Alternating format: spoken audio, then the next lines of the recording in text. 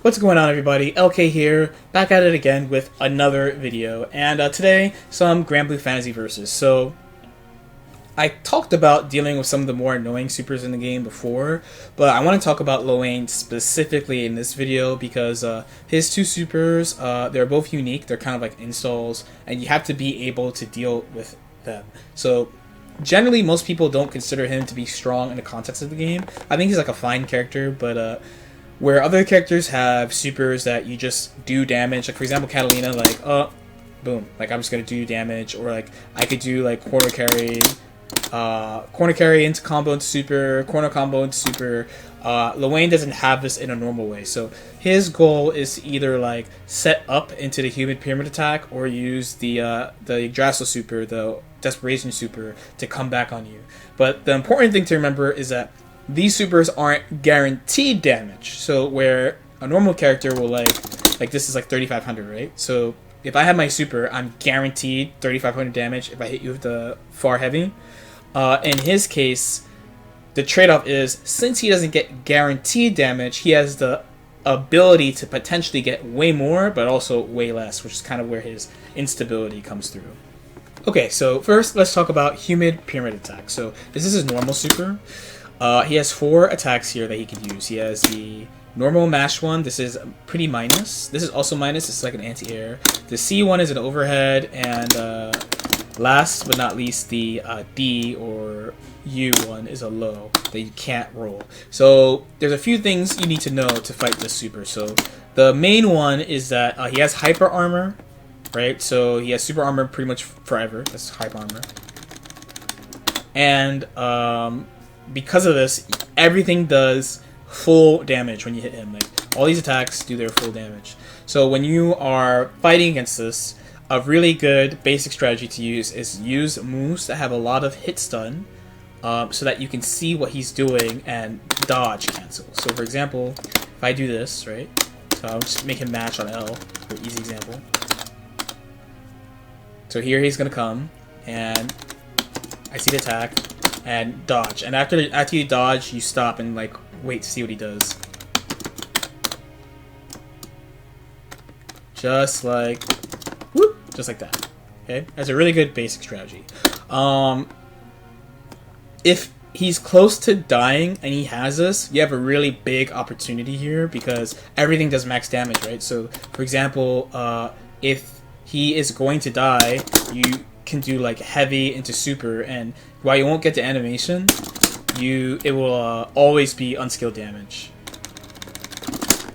like this. Okay, so here in this example he's gonna hit me because he's not gonna die, but in the case that he was going to die,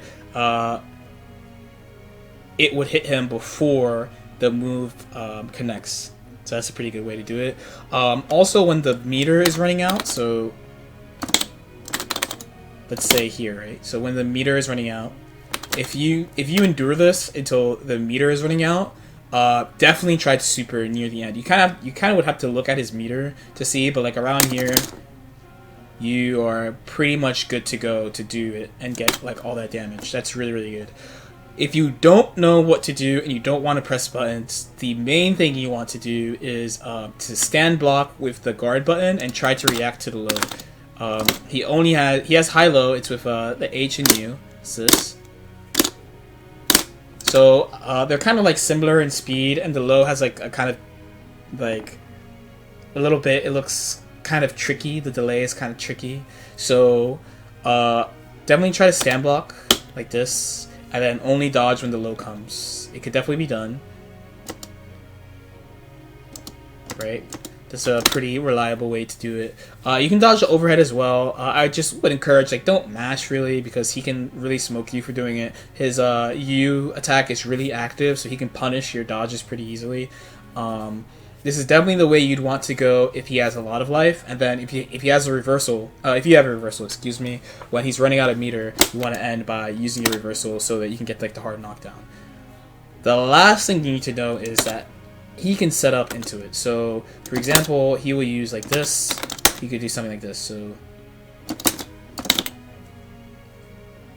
So in this case, right? In this case, when you block that, and we'll set the dummy to guard all, right? So in this case, when you block this, you cannot rely on the block high and dodge low at all. You cannot rely on it. Why? Because you're going to be in block stun. So you will have to block this first one properly, but then after that, you're safe and you can use the normal strategy. Okay, so next is going to be his Desperation Super, Igdrasil. So this one is even more character specific to deal with than his normal super. There are some characters that like totally negate this. So for example, like Fairy is super good against it. Metara, I believe, is really good against it. Beelzebub, I think, totally negates this. I think his teleport just beats everything that Igdrasil does. But it really depends on your character how well you deal with this. The place you want to start is you need to know how much everything does on chip. So just like the normal super, the Awakening Super or Desperation Super, Super Skybound, whatever you want to call it, has 4 attacks. He has the Wind, which is he has the Earth Pillar, he has the Wind Ball, you have the Unblockable Lava, and you have the High Chip Thunder move. So it's 4 moves, right? The Pillar, the Rock Pillar, is basically unreactable. It's really, really fast, especially if you're point blank to the range, and there's 2 ranges, a close one and a far one. It's basically unreactable. The Wind is pretty slow. You can react to it. This has a couple of tricky little uses. The Fire, as I said, the Lava is unblockable, and this Vacuum. So how do you deal with each one? So the best general strategy I could tell you to do is, and we'll do all 4. So the best general strategy I could tell you to do here is you want to block the rocks and the wind generally. You want to block this generally, dodge the fire, and then dash out of the lightning. This comes out in a bunch of ways. When he activates, it's really nice if you're point blank. It's probably ideal, because then, like this, they should do the rocks, and you could mostly deal with everything by jumping. You want to be point blank so that you're not close to the lightning. Ideally, you don't block the lightning. Ideally. It's not the end of the world, but ideally, you don't block the lightning the whole time. For damage references, I believe that the rocks are about 400-ish damage in chip. The wind is also about 400 damage. This is, of course, unblockable, and this is about 1,000 damage in chip, right? So ideally, you don't block the lightning at all, right? That's a good general way to start. So again, try to be point blank to him when he activates, right? Block this. Either block or dodge the wind ball, whatever works for you. Dodge the lightning and then run out of the... dodge the lava and then run out of the lightning. Now, there are a couple of other little things you have to look for this super. So, for starters, he has certain ways to guarantee the lava working. So, one example of this would be if he hits you with a full screen wind and you block it and don't dodge it or jump it. If he makes you block this, then you cannot escape the lava. Is a guaranteed unblockable. I can't move, can't dodge, can't do anything. So at that range, that far range is really, really dangerous. 1, you have the lightning and you usually can't run out of it. 2, if you block the wind, you get a guaranteed lava. So it's pretty hard to deal with. Generally, if you're keeping offense though, they're going to use it as a reversal. So you're generally going to start here point blank, which is a good thing. A good thing. That's what you're aiming for. There are also cases where he gets something like this. So let's say you block the lightning in the air. Usually, he gets an unblockable after it. You don't want to get hit by that because it's like around like 2,000 damage or so, or a little bit more than that. Here, I'm going to jump this time and try to escape. Okay, I barely got it. It kind of depends. I think it's if you tech into it, he gets an unblockable. But you really don't want to block the lightning in the air at all. So from there's a couple other things you could use to kind of deal with the guessing games. You should actually train yourself against the Igdrasil, and you can do it by you can set in the character settings. You can set it to be infinite. I believe it's this one. You can set it to last forever, and you could just set the training mode dummy to like CPU, and it'll just go. So if I do it right now, calm, you can set it to like hard, and it'll just go, and you can try to like deal with it. Remember, your goal is to basically be here, dodge, run when you see this, be here. The CPU won't be perfect, but it's a good way to get used to seeing all this stuff. It's a pretty good place to start.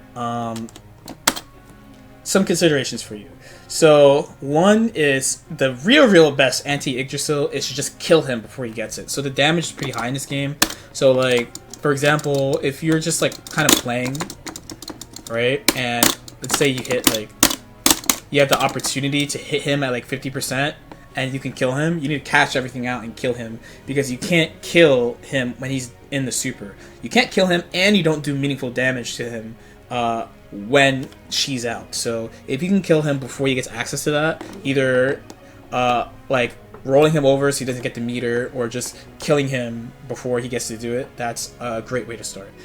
Even to the point that like when he's kind of close to 30% and you hit him, like resetting him early, so that like, let's say, and I'll show you, so let's say he has like 40% health here, so like, and you get a combo, I would actually stop the combo so that he doesn't get 30%, so I have one more chance to go for it. That's definitely one thing you could do.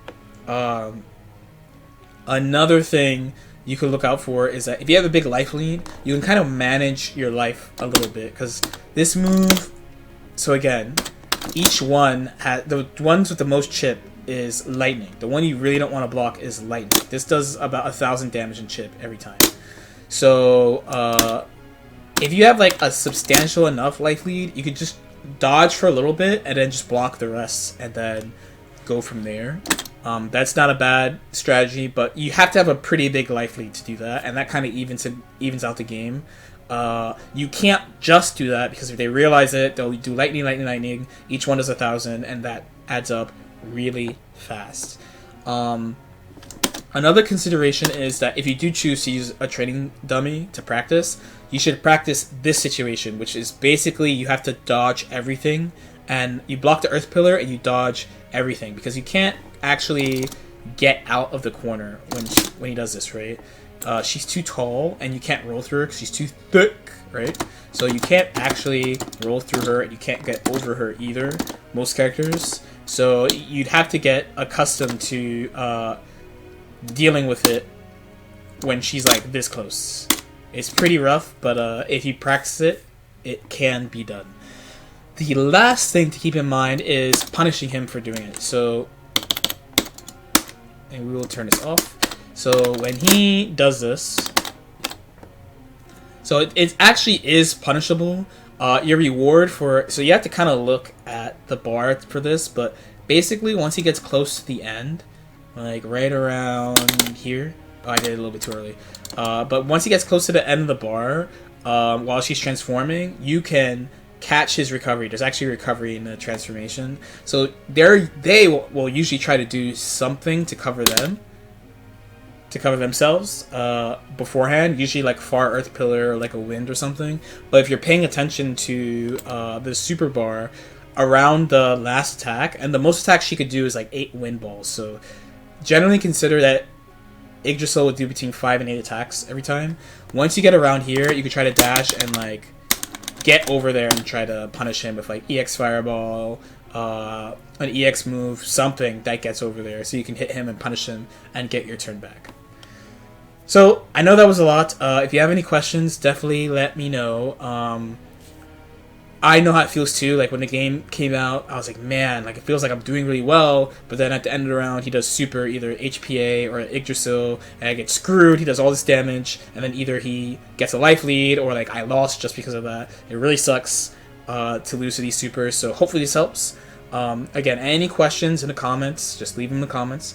Like and subscribe if you feel like it, and I'll see you next time. Peace out.